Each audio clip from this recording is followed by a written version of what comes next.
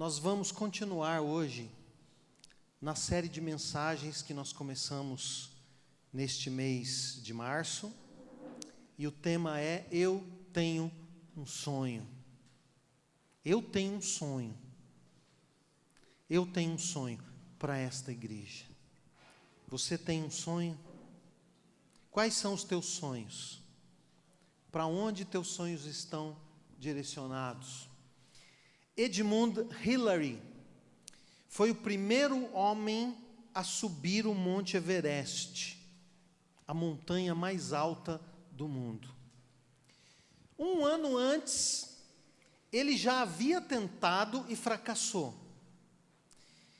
E ele então foi chamado para dar uma palestra, porque embora ele não tivesse conseguido alcançar o Monte Everest, mas todos reconheceram o seu empenho, a sua luta, a sua luta para conquistar um sonho. E ele então estava naquela palestra falando sobre o seu sonho e as dificuldades que havia enfrentado naquela primeira tentativa de subir a montanha mais alta do mundo. De repente ele largou o microfone, foi até uma parede onde havia um pôster do Monte Everest. E ele então gritou: Monte Everest, você me venceu desta primeira vez, mas eu irei vencê-lo no próximo ano.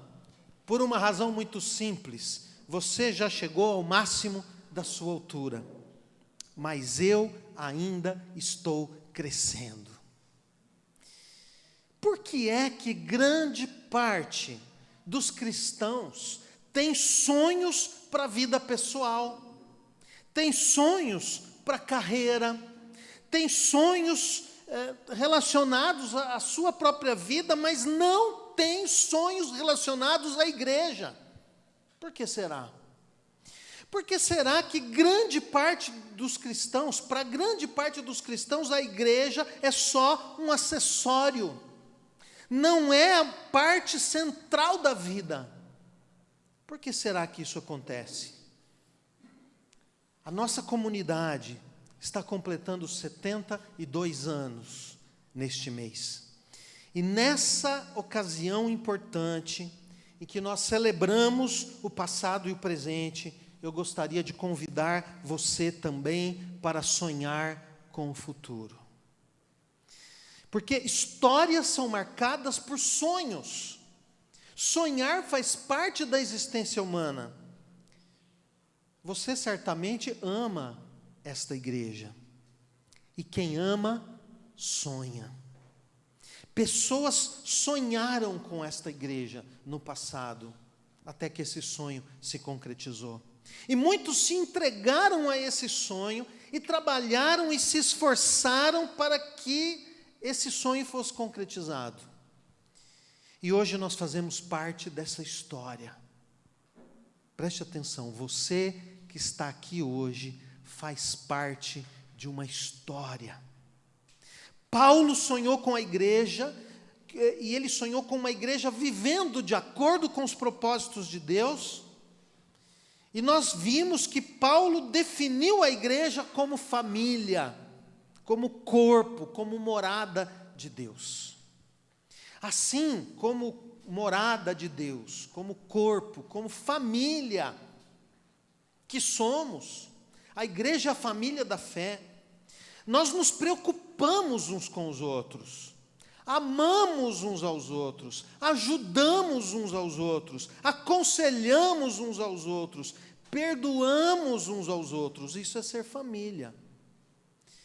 Temos consideração uns pelos outros, oramos uns pelos outros, somos bons e atenciosos, e somos educados uns com os outros, porque isso é família.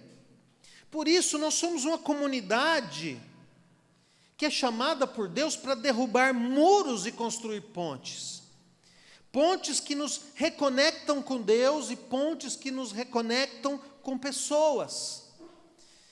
Jesus também sonhou com a sua igreja, muito antes de Paulo. A igreja que está no coração do Senhor Jesus é uma igreja que glorifica a Deus. Deus é glorificado no seu povo, que é a igreja. E nós vimos como Deus é glorificado pela igreja. Deus é glorificado pela igreja quando nós o adoramos. Por isso, quando você vem para esse momento de adoração, desfrute desse momento. Cante dizendo para Deus o que você está cantando. Senhor, o Senhor é tudo o que eu preciso. Quando você canta, cante de coração. É para o Senhor que você está cantando. Adore o Senhor de verdade. Não permita que esse momento se torne tão comum que você se distraia e deixe de adorar. Porque Deus é glorificado quando nós o adoramos. Deus é glorificado pela maneira como nós vivemos. Quando você é uma pessoa que honra a Deus no seu modo de vida, na maneira como você trata as pessoas, na maneira como você se relaciona com as pessoas, Deus é glorificado. E Deus é glorificado pela igreja quando nós realizamos a missão que Ele deixou para nós. Quando nós fazemos aquilo que Jesus mandou fazer, Deus é glorificado.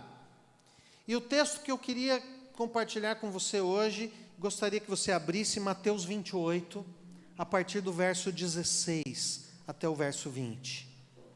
Mateus, capítulo 28, do verso 16 até o verso 20.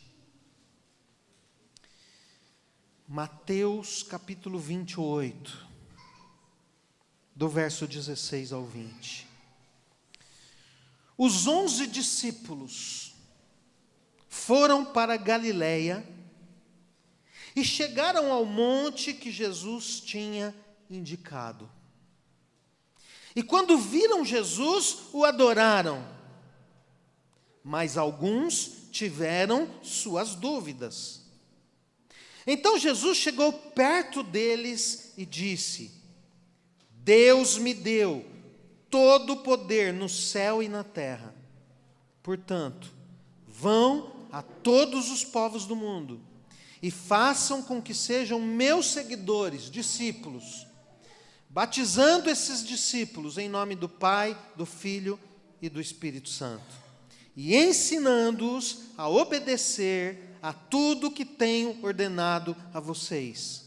E lembrem disto: eu estou com vocês todos os dias até os confins, até o fim dos tempos. Até o fim dos tempos. Esse chamado que Jesus deixou aqui para os seus discípulos antes de subir ao céu, que está aqui em Mateus 28, 16 a 20, nós chamamos de a grande comissão. E nós encontramos aqui o sonho de Jesus para a sua igreja. Uma comunidade formada por pessoas ensinadas, através do discipulado, a obedecer todas as coisas que Jesus ensinou. A ordem principal aqui é fazer discípulos. A missão é fazer discípulos. Foi essa a missão que Jesus nos deixou. Como que nós podemos entender melhor essa visão, essa missão? O texto repete 4 vezes a mesma palavra. No versículo 18, Jesus diz: toda autoridade me foi dada, toda. No versículo 19, ele diz que nós devemos fazer discípulos de todas as nações, todas. No versículo 20, ele diz que nós devemos ensinar todas as coisas que Jesus ensinou, todas as coisas. E no verso 20, ele diz que estaria conosco todos os dias, todos os dias. O que Mateus narra aqui aconteceu num momento muito importante. Os discípulos sabiam que Jesus havia sido morto e sepultado. Jesus havia ressuscitado, mas eles ainda não haviam visto Jesus ressuscitado. Eles então recebem o recado das mulheres para quem Jesus havia aparecido. Você vê isso lá no verso 10. Então Jesus finalmente aparece a eles. No verso 17, Jesus finalmente aparece a eles. e diz assim: quando viram Jesus, o adoraram, mas alguns tiveram suas dúvidas. Nesse reencontro de Jesus ressuscitado com os seus discípulos, nós vamos encontrar 4 princípios que revelam a igreja que está no coração do Senhor Jesus. 4 princípios. O primeiro princípio é que a missão é de Deus. A missão é de Deus.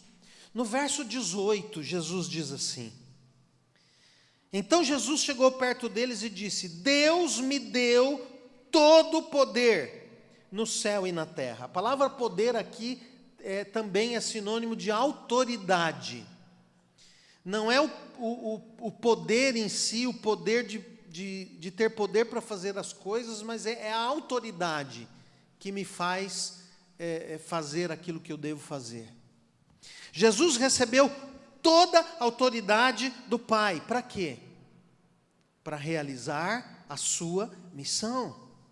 Então, a autoridade para nós fazermos aquilo que temos que fazer, a autoridade para nós realizarmos aquilo que Jesus mandou a gente realizar, não é nossa. É a autoridade que vem do Senhor Jesus. A grande comissão começa com a autoridade de Jesus. Em Lucas capítulo 19, verso 10, Jesus afirma a respeito de si mesmo: porque o Filho do Homem veio buscar e salvar o que estava perdido. O Filho do Homem veio buscar e salvar aquele que estava perdido. Essa é a missão de Deus. O nosso Deus é um Deus que busca o pecador. O nosso Deus é um Deus que vai ao encontro do pecador. O nosso Deus é um Deus que veio para resgatar o pecador. Essa é a missão de Deus. A missão é dele. É Ele que salva, porque só Ele pode salvar. A missão parte dele. A missão parte de quem Ele é, e a missão parte daquilo que Ele fez, morrendo na cruz pelos nossos pecados e para nos trazer perdão. Não é a autoridade da igreja que nos faz realizar a missão. A autoridade não vem dos crentes, a autoridade não vem dos missionários, a autoridade não vem do pastor, mas é na autoridade do Senhor Jesus. Ele veio para salvar o perdido, Ele veio para resgatar o perdido. Essa é a paixão de Deus. Essa é a paixão de Cristo, resgatar o perdido. É salvar os perdidos para a sua glória. Porque quando Deus salva o pecador, quando Ele salva o pior pecador, Deus é glorificado na obra da salvação e na obra da redenção. E ninguém tem mais autoridade do que o próprio Cristo. Em Efésios capítulo 1, verso 21, diz que Cristo reina sobre tudo. Ele tem toda a autoridade. A autoridade dele é incomparável. Ninguém tem uma autoridade como a autoridade que tem o Senhor Jesus. Somente Ele tem autoridade para salvar o pecador. E Ele tem autoridade para dar uma tarefa à sua igreja. Ele recebe a autoridade do Pai, então ele chega para a igreja e diz: essa é a missão. Vocês devem realizar isso através da minha autoridade, a partir da minha autoridade. E é somente pela autoridade de Cristo que nós podemos proclamar o Evangelho. E é pela autoridade dele que nós compartilhamos o Evangelho com os nossos amigos, parentes e vizinhos. Com que autoridade alguém pode se aproximar de uma pessoa religiosa e dizer para ela que nenhuma prática religiosa tem poder para trazer redenção à alma de uma pessoa? Com que autoridade você pode dizer isso? Com a autoridade do Senhor Jesus. Com que autoridade alguém pode se aproximar de um ateu ou de um agnóstico e dizer que a descrença dele apesar de ser lógica e racional para ele, não responde todas as perguntas e não pode dar a ele nenhuma certeza e nenhuma paz. É com a autoridade do Senhor Jesus. Com que autoridade nós podemos dizer às pessoas que existe apenas uma pessoa que nos reconcilia com o Criador, e essa pessoa é o Senhor Jesus? Com a autoridade do próprio Senhor Jesus. Com que autoridade nós enviamos missionários aos povos para proclamar o Evangelho, para fazer discípulos e plantar igrejas? É com a autoridade do Senhor Jesus.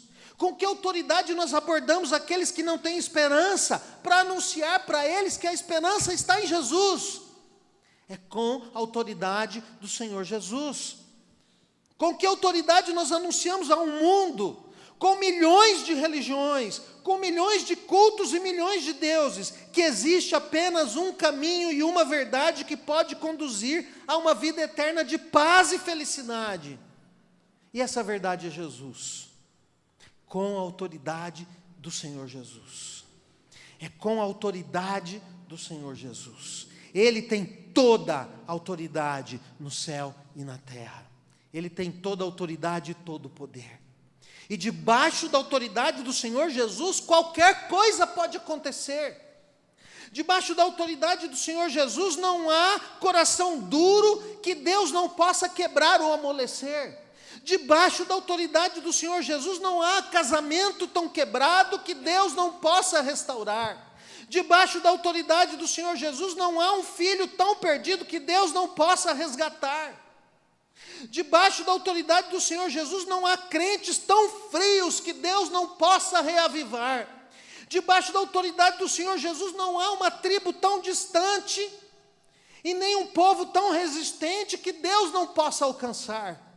Debaixo da autoridade do Senhor Jesus, não existe uma vida que não possa ser restaurada.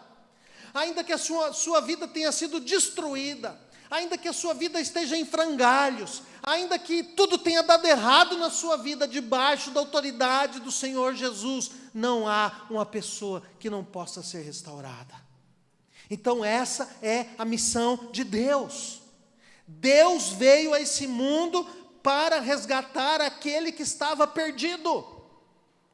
Quando o homem pisou na lua, o presidente dos Estados Unidos fez um discurso pela televisão, dizendo que aquele era o momento mais importante da história.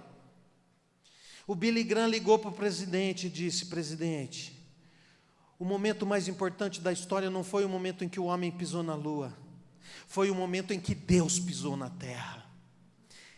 Essa é a missão de Deus, Ele veio resgatar aquele que está perdido. Se você que está me ouvindo está perdido, se você que está me ouvindo perdeu a esperança, debaixo da autoridade do Senhor Jesus, há esperança. Mas tem um segundo princípio que o texto nos traz, e o segundo princípio é que nós somos chamados para participar dessa missão que é a missão de Deus. Eu e você somos chamados para fazer parte dessa obra. Nós somos chamados para fazer parte dessa missão, que não é nossa, é do Senhor, mas Ele nos convida, Ele nos chama a participar. Deus que pode fazer qualquer coisa sozinho, porque Ele tem toda a autoridade e todo o poder. Ele escolheu nada fazer sem a nossa participação. O versículo 19 diz assim: portanto vão a todos os povos do mundo, e façam com que sejam meus seguidores. A palavra no original aí é discípulos.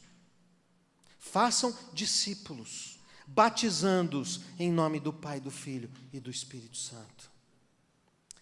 Mas talvez você, quando ouve isso, peraí, Jesus deu uma ordem para a igreja participar da sua missão, que é a missão de fazer discípulos em todo lugar. Talvez você se sinta inseguro. Talvez você esteja pensando: eu sou fraco. Talvez você esteja pensando: eu não sei falar.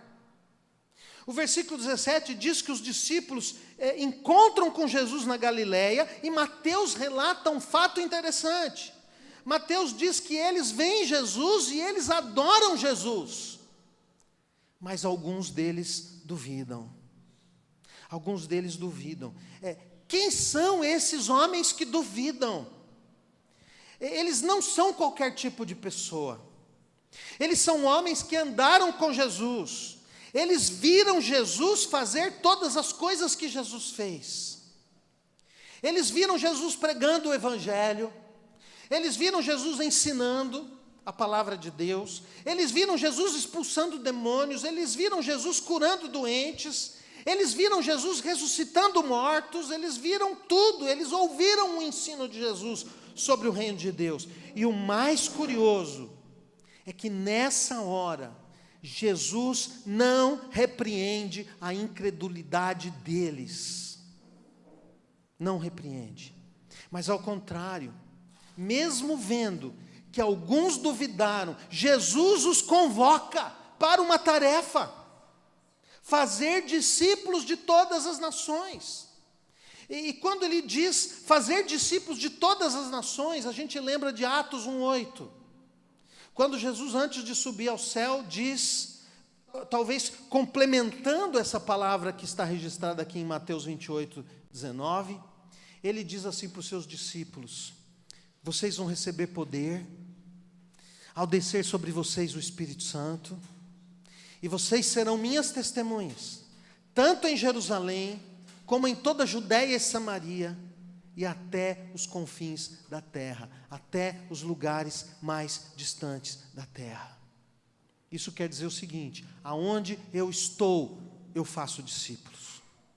Se Deus chamou você para ir para atravessar uma fronteira, ir para um outro país, ir para uma outra terra, ir para o meio de um povo, ali o seu chamado é fazer discípulos.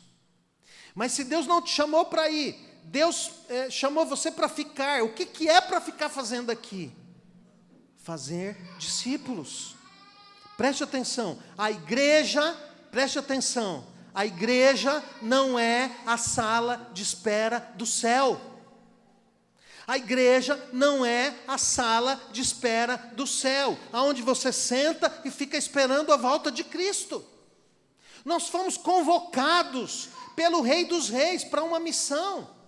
E Jesus diz: vocês vão ser minhas testemunhas, tanto em Jerusalém, era a cidade onde eles estavam, como em toda a Judéia, a região ao redor de Jerusalém, a Samaria, uma região vizinha, e os confins da terra, as terras distantes. Isso mostra que nem sempre Jesus chama aqueles que estão prontos, nem sempre Jesus chama aqueles que estão fortes e capacitados. Eles duvidaram, mas Jesus os chama. Eles eram lerdos para entender as lições que Jesus dava. Eles demoravam para entender. Alguns discípulos foram entender as coisas só depois da ressurreição. Alguns foram entender as coisas só depois que o Espírito Santo foi derramado. Eles demoravam para entender. Eles seguiam Jesus, eles andaram com Jesus por 3 anos e um pouco mais. E eles demoravam para entender, mas Jesus os chamou mesmo assim. Jesus prefere chamar os fracos e os incompletos. Jesus prefere chamar aqueles que são inseguros. Jesus prefere chamar aqueles que estão vacilando. Jesus prefere chamar aqueles que ainda estão aprendendo, mas que têm boa vontade, porque é na caminhada que nós vamos amadurecendo, é na caminhada que nós vamos aprendendo, é servindo ao Senhor que nós conhecemos mais o Senhor. A missão não é o chamado para uma igreja pronta. A missão é para todos nós. Não importa em qual estágio em que você esteja da sua caminhada com Deus. A missão é o chamado de Deus para uma igreja que está caminhando. E a pergunta que eu faço: você está caminhando?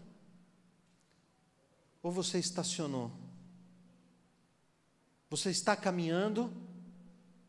Ou você parou? É quando você obedece ao Senhor e se envolve na missão que você amadurece. E a vontade do Senhor é que a gente faça discípulos. A missão é fazer discípulos. Fazer discípulos foi a única coisa que Jesus mandou fazer. Todo o resto foi a gente que inventou. Você já tinha percebido isso? Ele deu uma ordem só: faça discípulos. Todo o resto foi a gente que inventou. Uma igreja que glorifica a Deus é uma igreja que faz discípulos. E nós somos fortalecidos à medida que nós obedecemos à vontade do Senhor. O Senhor se manifesta a partir do momento que a gente dá um passo. Ele se manifesta na nossa vida. A questão não é se temos força. A questão não é se temos condições. A questão não é se nós sabemos fazer alguma coisa. A questão é se nós estamos fazendo a vontade do Senhor. Essa é uma tarefa pessoal e intransferível. A tarefa que Jesus ordenou aos seus discípulos, Ele ordenou ali a toda a igreja. Isso quer dizer que o que Deus colocou nas suas mãos, Ele colocou nas suas mãos. Ele não colocou na mão de outro. As pessoas que Deus colocou no seu caminho são para você cuidar, são para você se aproximar, são pessoas que você deve compartilhar o Evangelho. São pessoas para você fazer discípulos. As pessoas que Deus colocou na mão de um casal, Ele colocou nas mãos daquele casal, para dar fruto, para fazer discípulos. As pessoas que Deus colocou na sua mão, é para você, não é para transferir, não é para fugir, não é para fingir que não está ouvindo. Você não pode deixar para outro aquilo que Deus mandou você fazer. Aquilo que Deus delegou para você. As pessoas que Deus colocou nas suas mãos, não é para você deixar para outro. O que Deus chamou você para fazer, é para você fazer. E se você é um cristão, você é o sal da terra e a luz do mundo, capacitado por Deus para fazer aquilo que Ele mandou você fazer. Porque Deus capacita quem Ele chama. O perigo é ser sal que não salga. O perigo é ser luz que não brilha. O maior desafio da igreja é anunciar o Evangelho aos que ainda não ouviram. E às vezes aqueles que não ouviram estão do outro lado da rua. E às vezes aqueles que não ouviram estão do outro lado do mar. E às vezes aqueles que não ouviram estão dentro da sua própria casa. O maior desafio da igreja é obedecer aquilo que Jesus mandou a gente fazer. O maior desafio da igreja é fazer discípulos de Jesus Cristo, desde Jerusalém até os confins da terra. Desde a Vila Palmeiras até os confins da terra. Daqui do lugar que a gente está até os confins da terra. Nos confins da terra tem cidades inteiras, onde não tem nenhum cristão e nenhuma igreja. Nós temos que mandar alguém para lá. Mas aqui, não precisa mandar ninguém. Nós estamos aqui. Nós conhecemos o Senhor. E o que é evangelização? A evangelização é um mendigo dizendo para o outro onde é que tem comida. Não é uma coisa tão difícil. Não é uma coisa tão complexa. É só você andar com Deus. É só você andar com Deus que você vai compartilhar da sua caminhada com Deus com as pessoas. O maior desafio da igreja é fazer discípulos de Jesus Cristo desde a Vila Palmeiras até os confins da terra. Tem muita gente, longe e perto, que nunca ouviu uma explicação clara e detalhada do Evangelho. Tem muitas pessoas, quem está no Brasil já ouviu falar desse nome, Jesus, mas muitas vezes essa pessoa não entende por que Jesus morreu na cruz. Uma pessoa que vive no Brasil já passou na frente de muitas igrejas, talvez até tenha frequentado algumas, mas a maior parte dessas pessoas nunca recebeu uma explicação clara e detalhada do Evangelho. Então, vamos para o terceiro princípio. A missão é de Deus, nós somos chamados a participar da missão de Deus e nós recebemos uma tarefa bem específica dentro dessa missão. Versículo 20. Ensinando-os a obedecer a tudo que tenho ordenado a vocês. E lembrem disto, eu estou com vocês todos os dias até o fim dos tempos. Nós recebemos uma tarefa bem específica, ensinar todas as coisas que Jesus ensinou. Jesus diz o que a gente tem que fazer, e Jesus diz como a gente tem que fazer. Comissão, nós chamamos esse texto de a grande comissão. O que significa a palavra comissão? Comissão significa encargo, incumbência, missão, obrigação, tarefa, mandado, delegação. A grande comissão associa o ir ao fazer discípulos. A grande comissão não é apenas ir para fazer o quê? Para fazer discípulos. Mas o que dá significado ao ir é fazer discípulos de Jesus Cristo. É para isso que a gente vai. É para isso que a gente vai até uma pessoa que está sofrendo. É para isso que a gente vai até uma pessoa que não tem esperança. É para isso que a gente vai até aqueles que não conhecem o Evangelho, até aqueles que nunca ouviram uma explicação do Evangelho. Nós precisamos fazer discípulos para que as pessoas possam entender a Jesus, para que elas possam amar a Jesus, para que elas possam seguir a Jesus. Por isso, fazer discípulos envolve ensinar uma pessoa todas as coisas que Jesus ensinou. Fazer discípulos é você sentar com uma pessoa e começar a explicar para ela todas as coisas que Jesus ensinou. Isso não é rápido.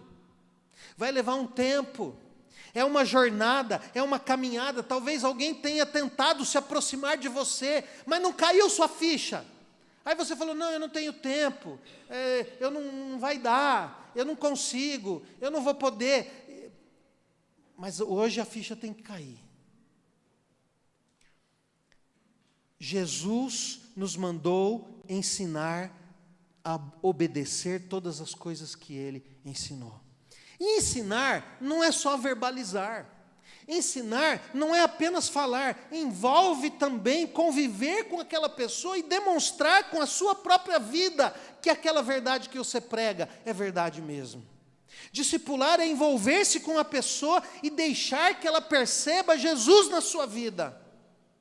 Por isso, discipulado não é revista, discipulado não é curso, discipulado não é congresso, discipulado não é reunião, discipulado não é aula, não existe curso de discipulado. Discipulado é relacionamento. Não existe curso de discipulado, você só aprende a fazer discípulos quando você é discípulo. Mas o texto nos apresenta um quarto princípio. Nós recebemos de Deus também uma promessa. Preste atenção, a missão é de quem? A missão é de Deus. Nós somos chamados para fazer parte dessa missão. Nós recebemos uma tarefa específica para fazer dentro desse chamado, dentro dessa incumbência. Mas junto com a tarefa, nós recebemos uma promessa. Olha o final do versículo 20. Lembrem disto. Eu estou com vocês todos os dias até o fim dos tempos. Quem se envolve na missão de Deus, recebe de Deus uma promessa. Eu estarei com vocês todos os dias. As promessas de Deus não são genéricas. Entendeu? Tem muita gente tornando as promessas de Deus genéricas. Aí você vê lá na rede social, a pessoa coloca um versículo e fala, é para você. Amanhã você vai ter uma vitória. Mas espera aí, cadê o contexto da promessa? Promessa não é solta assim, promessa não é genérica. E a pessoa que vai ler ali e não tem compromisso nenhum com Deus, será que a promessa é para ela? As promessas de Deus não são genéricas. Jesus está dando uma promessa. Eu estarei com vocês todos os dias. Para quem Ele está fazendo essa promessa?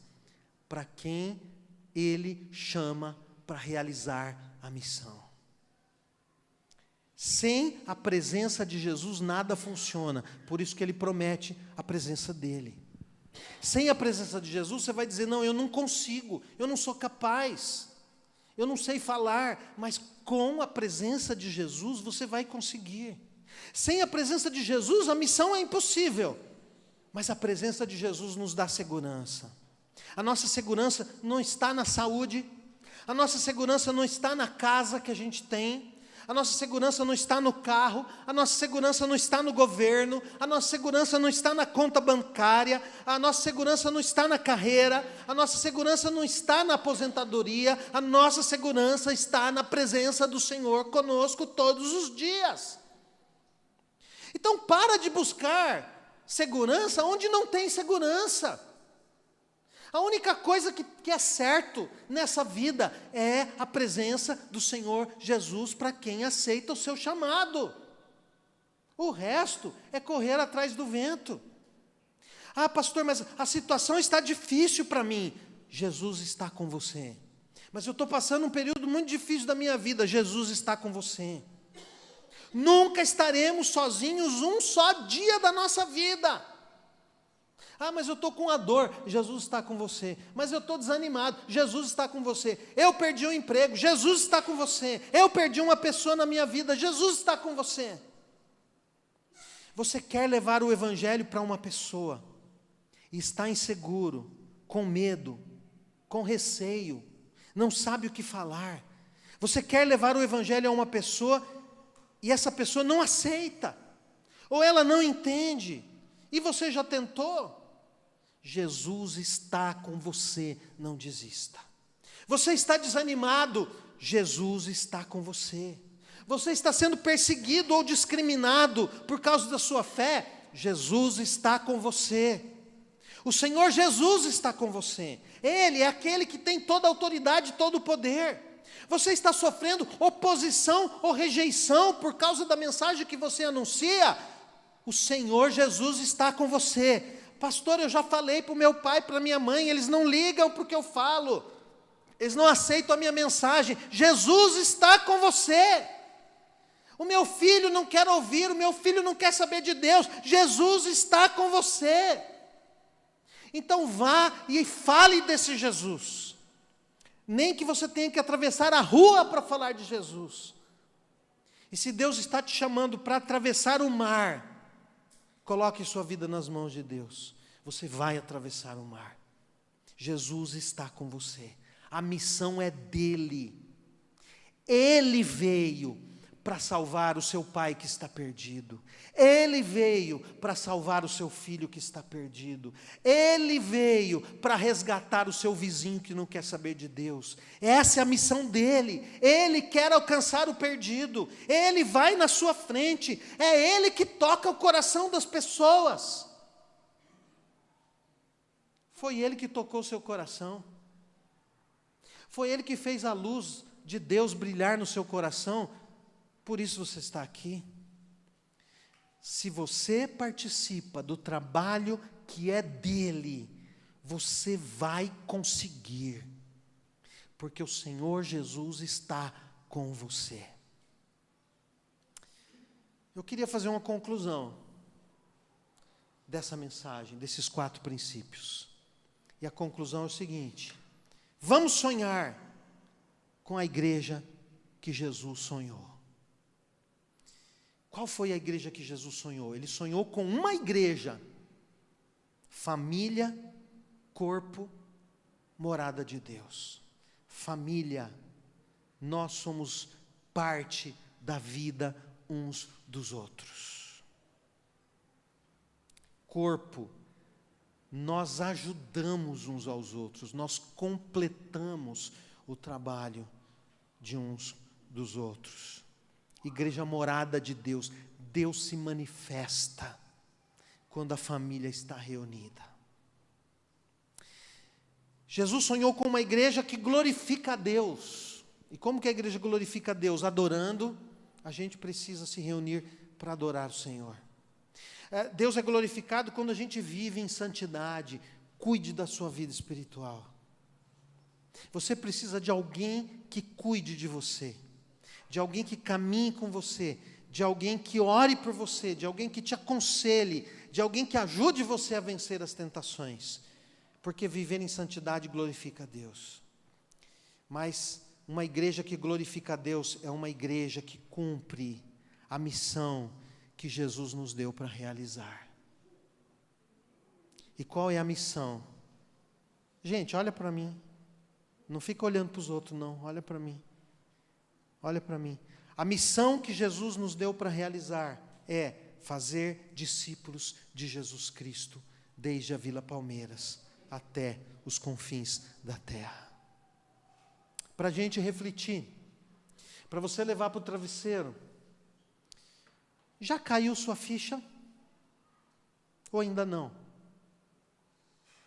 Você ouviu a primeira mensagem dessa série, você ouviu a segunda mensagem dessa série, você está ouvindo a terceira mensagem dessa série, já caiu a ficha? Você já entendeu aonde a gente quer chegar, ou você está boiando ainda? A ficha tem que cair, se não caiu hoje, tem mais uma chance domingo que vem. Você tem sido rápido ou lento para responder ao chamado de Deus, para entender o que Ele diz e para responder? Será que nós somos lerdos como os discípulos? Jesus falava as coisas claramente, mas eles não alcançavam. Mas uma hora eles alcançaram. Eu espero que uma hora caia a ficha.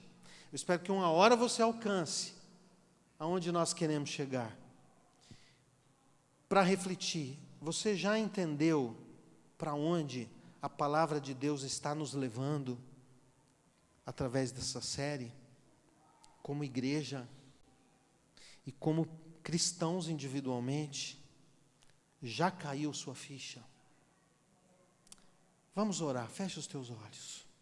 Senhor, em nome de Jesus, eu quero pedir que o Senhor, que tem toda a autoridade, abra a nossa mente e o nosso coração, e nos ajude a entender para onde a Tua palavra nos impulsiona, para onde a Tua palavra nos leva, para onde a Tua palavra está nos dirigindo. Por favor, Deus, nos ajuda a entender mais rápido. Não permita, Senhor, que a gente passe a vida toda na igreja sem entender para onde nós estamos indo. Por favor, Senhor, nos liberta da compreensão da igreja como sala de espera do céu. Nos capacita, Senhor, a ouvir o Teu chamado, a Tua convocação. Nos move, Senhor. Nos capacita a fazer aquilo que a gente não sabe, para que o Teu nome seja glorificado na conversão dos pecadores, em que os crentes vivam de uma maneira que agrada ao Senhor em todas as áreas das suas vidas. É o que nós te pedimos, em nome do Senhor Jesus. Amém.